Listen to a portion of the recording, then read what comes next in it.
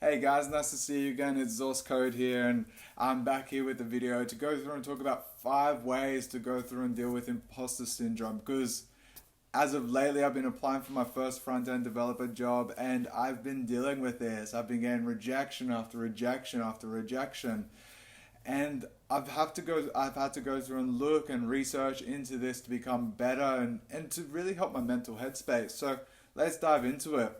First step is I had to go through and acknowledge how I was feeling. I had to go through and think and look myself in the mirror and say, look, you're feeling this type of way, understand it, and go through and look into the process. So what I've done there is I've actually went and done some research and found out that most professionals in this field end up going through a process of imposter syndrome, and it takes a little bit to get over this hurdle for some, and for others it never happens. So understand that it's happening to you, understanding that you basically do feel this type of way, but there's going to be another 4 tips here that are really going to allow you to reflect to move forward. So let's dive into step number 2.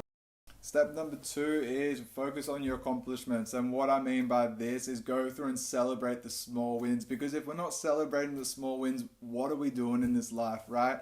They always say the journey is a lot more enjoyable compared to when you reach the end goal. So go through and understand that you are moving forward, you are learning a new concept, and a great way to accomplish this is maybe go through and track your daily intake of what you're doing. So I do this as like I guess you could say a coding diary, and basically I reflected 2 to 3 months ago and I look back, I'm like, oh wow, I'm definitely moving forward because I was dealing with these issues then, and now I understand these concepts now. So I hope that helps you. Step number 3, listening to feedback. And what I mean by this is you may be applying for jobs, or you may have someone that's a friend that's a lot better than you, and they go through and say, hey look, maybe you should learn this, or maybe you should have done this way.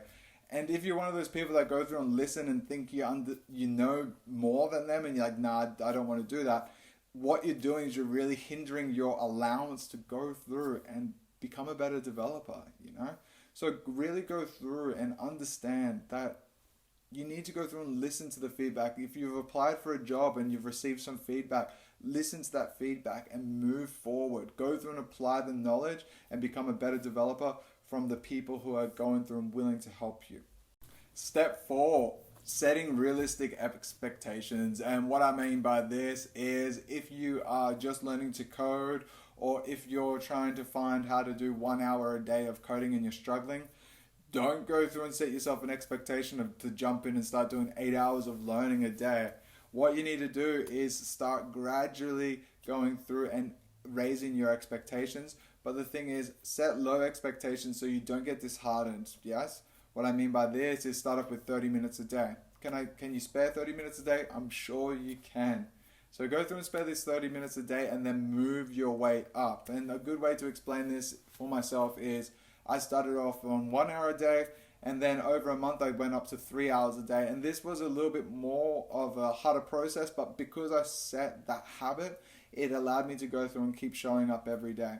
So don't set high expectations, go through and set yourself realistic expectations, okay guys? And let's jump on to step number 5.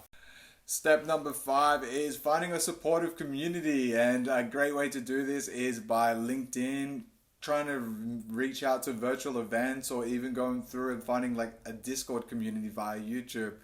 At this current point in time, I don't have one. I would love to have one in the future, but because I don't have one, I would recommend that you go through and find one. Go through and find someone that's in the same learning journey as you.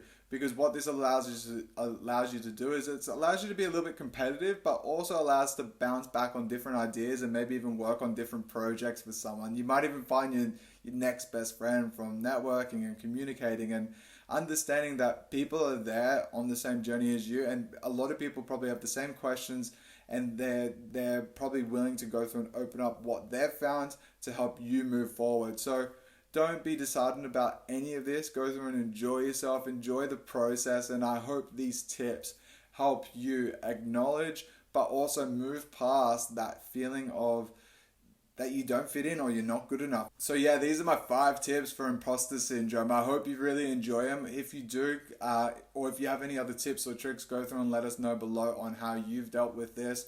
And yeah, it's been a really amazing journey there, guys. Talk to you soon. Bye now.